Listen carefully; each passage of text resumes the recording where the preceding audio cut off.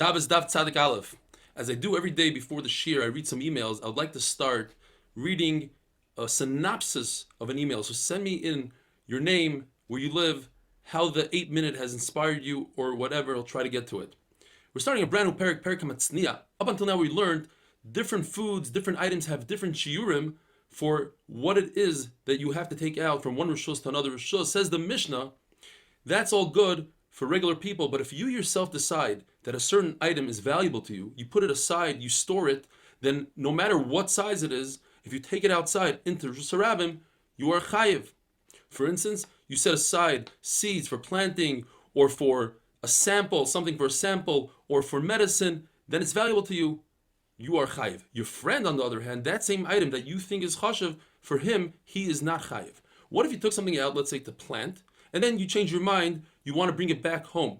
Now it's no longer chashav, you're not planting. The shear goes back to the original shear, let's say by seeds, 5 seeds, the size of almost a gregaris. Abaye explains that we're talking about where he took this seed and he threw it back into his house. It landed, it has its own specific place, and that is the chiddush that nevertheless the shear reverts to everybody else's shear. Abaye explains the Mishnah that we are talking about a case, the beginning of the Mishnah that is, where a person set aside, let's say, a seed to plant before Shabbos. And on Shabbos he forgot why he set it aside and he brought it outside. Nevertheless, he is chayiv because his original machshava remains. And a person always does based on his original machshava unless he has an opposing machshava. He undoes his machshava with another machshava. Let's say a person, since his intent is so important, and he could create an object just by thinking that this object is important, what if a person does the reverse? He says, for me, the entire contents of my house is important. Anything less is not important. We're talking about somebody, Bill Gates, a billionaire. Says the Gemara, since it's very rare to find somebody who would say that you need an enormous amount of things to take out, and only then it's chashav, that's batal daitoi. But to say that one seed is chashav versus 5 seeds, that we can find plenty of people.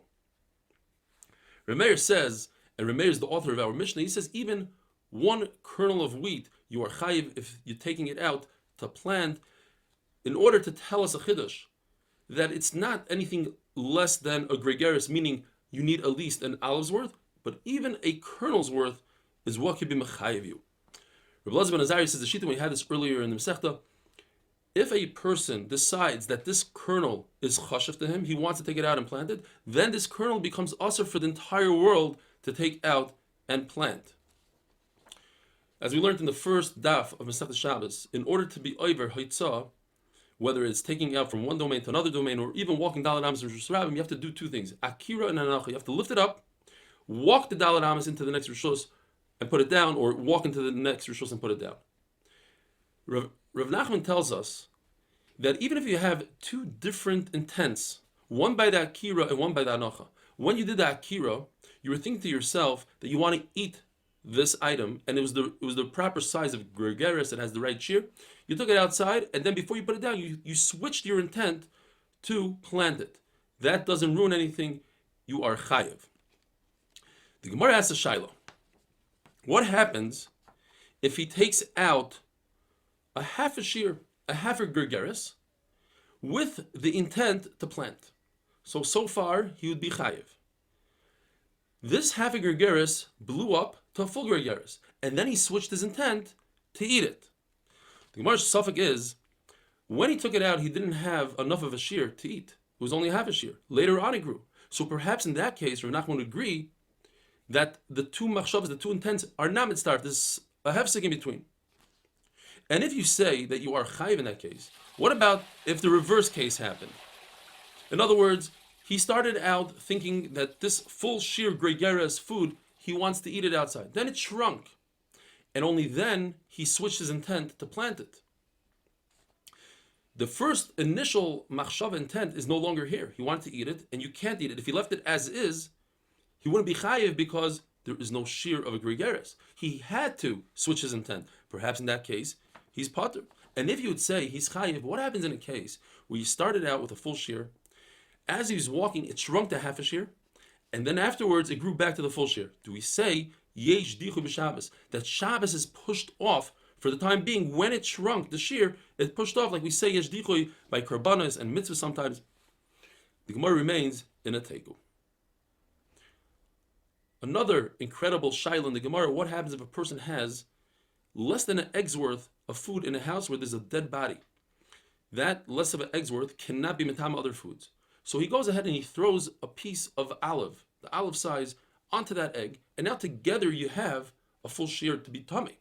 But this was on Shabbos. Do we say that olive's worth, since it had the ability to make an egg's worth for tumah, so now it's a chash of a piece. It has worth.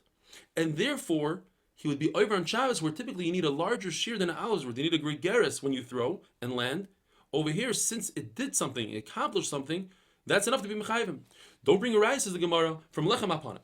Lechem upon him, if you want to be over on Hoitzah and Shabbos, you have to take out a gregaris, like any other food. But when the question is, when you take out the lechem upon him, you are chayiv immediately on a kizayis. For Yoitze, not for Shabbos, for Yoitze from the Beis Hamikdash. Now that Kazayis l'chayra, according to what you're saying, you should also be over on Shabbos, but that's not the case. You're only over on a Gergeris. Says the reason why that is so, because when you go out just of the Azara into the Ezras Nashim, for instance, you're chayiv on Yoitze. In order to get to Rosh Hashanah, you have to go much further, so they happen in different stages. Says the Mishnah, if a person takes out food from Rosh Hashanah and puts it on the iskufa, on a stoop. Now this stoop, says the Gemara, is a karmelis. It can't be Rosh Hashanah because then you're over from taking it from the Rosh Hashanah to the Rosh Hashanah, and it can't be a Rosh Hashanah because you'd be over right away if you take it out from your house and drop it on the stoop. So the stoop is a karmelis. So what happened was you took it from your house, put it on the karmelis, and then it had to stop there. And from that point, you took it again. You are potter, and even if somebody else took it from the stoop to Rosh Hashanah, you're potter because it stopped in the middle. It has to be one continuous traveling. What happens if he took food and he pushed it out of his house where it's mostly on the skufa, but this skufa is already Rosh Hashanah skufa? Says the Mishnah, you are not chayiv since there's part of the kli is still inside the house. Ben Azai holds, by the way, that if you are going from a Rosh Hashanah to Rosh Hashanah and you walked by an eskufa, you are potter because walking is ka'imedami. When you have your 2 feet on the ground, it's as if you stopped. Our Mishnah doesn't go like that. Chizki explains our Mishnah, beautiful machlekes here. If the kli is ma'agid the food, does it cause the food to be one? In other words, what happens if in the kli, Chizki says that our Mishnah is only talking about a case where there are long cucumbers or long food. So some of it is indoors and some of it is outdoors. But what if you have a kli full of small foods, where some of the foods are in the Rosh Hashanah? Says Chizki, you be chayiv because that food is already outside. Says Rabbi Yochanan, no.